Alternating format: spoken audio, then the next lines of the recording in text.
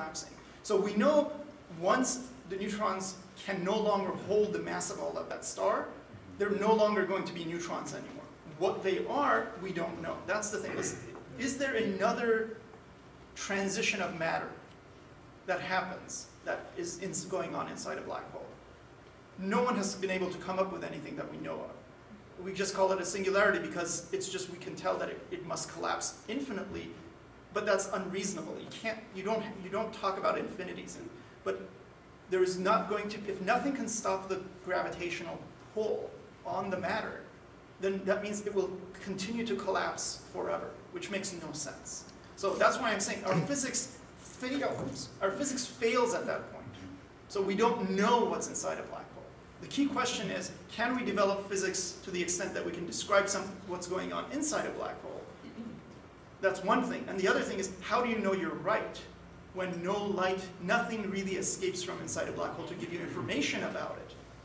So these are two critical questions. One is, can you do it theoretically? Can we come up with just by our minds, thinking about it, and come up with a way of describing something that will halt that collapse, that will prevent the gravity from pulling things in, just like the electron degeneracy pressure does it for lower masses, or the neutron degeneracy pressure does it for yet another mass scale.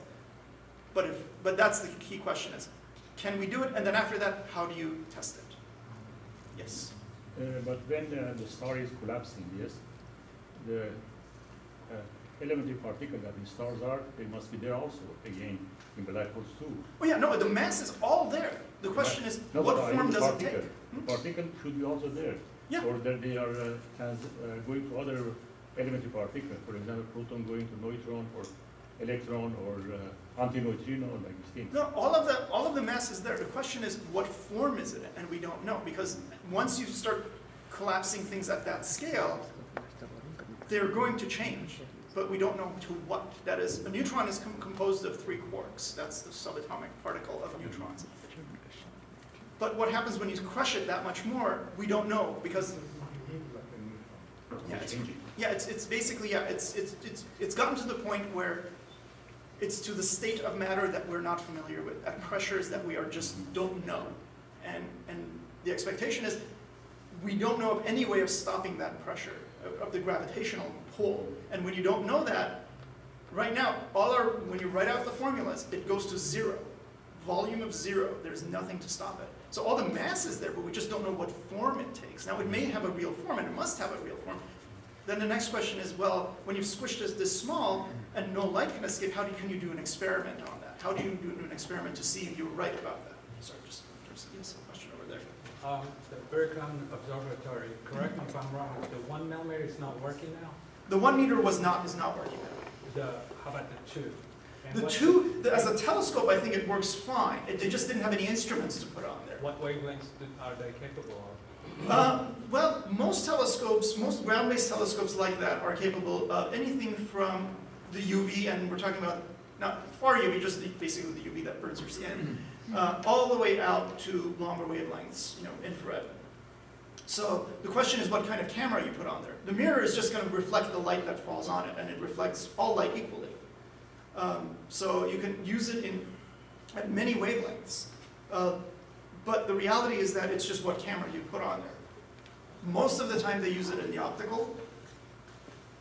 But at this point, the spectrograph, I suspect, is also an optical spectrograph. The article doesn't really give details. But yeah, it's the wavelengths that mostly our eyes see. So, and that's the way it's been used most of the time. Most of the work that's been done in Byurakan has been ultraviolet and optical. Although those telescopes are fine to use for infrared as well. Here's information for you.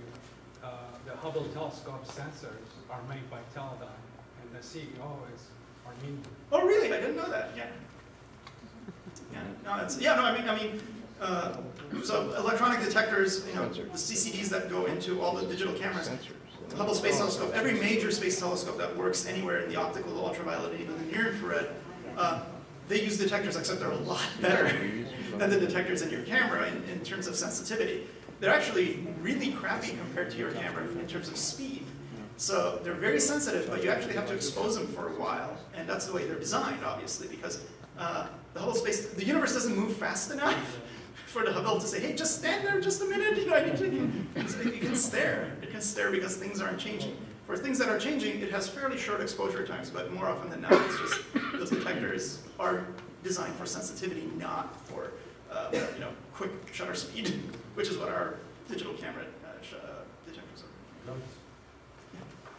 The famous Einstein theory about mass and energy. Now, if you think about putting all this mass into a smaller space, is there a possibility of changing that into energy rather than whatever you were speculating?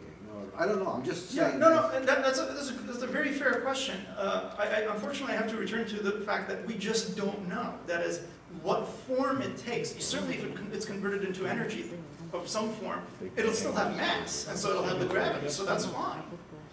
The question is, we just don't know what form it takes. That is, nobody has come up with a way of describing what happens to the matter inside the black hole that is reasonable, that is self-consistent. Basically, our physics breaks down once you go to that level. Our physics doesn't, the physics to describe it doesn't exist, and that's what people are working on. And that's a critical thing. I mean, it's a new area of physics. And like I said, there's two issues with it. One is first to come up with it, but the other one is that instead of it just being an idea, you need to test it. And how do you test it? If the only places that this physics really applies it are inside a black hole, what experiment can you do when nothing is really getting out to you? Now, based on what it is, we might be able to figure something out. Like I said, the black holes have magnetic fields, mass, and spin. So could we get an information somehow from there about what's going on inside? That's been certainly conjectured, proposed. But what's going on inside, we just don't know at this point. Our physics is just not good enough. Do we have any estimate on the gravitational force that this singularity exerts? Oh yeah. No, that one we can actually figure out. Because at least until you get into the black hole, that is, until you pass the event horizon. So there's an astronomer who hosts Nova Science Now. His name is Neil deGrasse Tyson, and he's written a book called Death by Black Hole. So it basically asks what happens if you fall into a black hole. Well, and this is all by calculations, and this is all outside of the event horizon. So everybody knows about the tides on the Earth. Why do we have tides? Well, we have the moon. So the moon is there, it pulls on that side of the Earth a little bit more, and so the water that side rises, but then this side it's pulling a little bit less, and the Earth, so you get the bulges on the side. So you get tidal forces on you when you're falling in. So you start feeling like this nice stretch between your toes and your head because you're being stretched a little bit as you're falling in. Now, this is all about space-time. So in fact, time is also changing for you. Time also stretches. In fact, for you, if you think your watch is going fine, but suddenly you look at your friend that's not falling, and your clock is running slower than his clock. So your time is stretching also. So the nice therapeutic stretch starts giving way to a painful stretch because your toes are a little bit closer to the black hole and the intensity of the gravity is so much more that the difference between your head and your toes are so much that now you get split in two. And then the bottom half of your body, as it gets closer, well, the top of the bottom half is a little bit further away than your toes. So you start getting split into twos as you're going in. But then all of this space is compacted. It's pulled in. And so it's like then you feel like, well, whatever's left of you, feel like you're being squeezed through a toothpaste tube because you're being squeezed as sort of scrunched down as you're going into the black hole.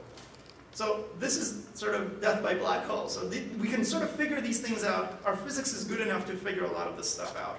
And it's not just conjecture on this one, because we have the Earth, the sun. We have things that have gravity, and we can sort of see those effects and do the numbers. They're much smaller. But one of the key advances one of the reasons why general relativity was done in the first place is Newton's gravity, besides the fact that it didn't affect light, or at least claim, nobody was thinking along those lines. The problem was that it didn't predict the orbit of Mercury correctly. It seemed like a simple formula. I put it up there, and it just wasn't doing. Mercury was always off. Why? because it's a little bit closer to the sun than the rest of us, and space-time is different there than it is here.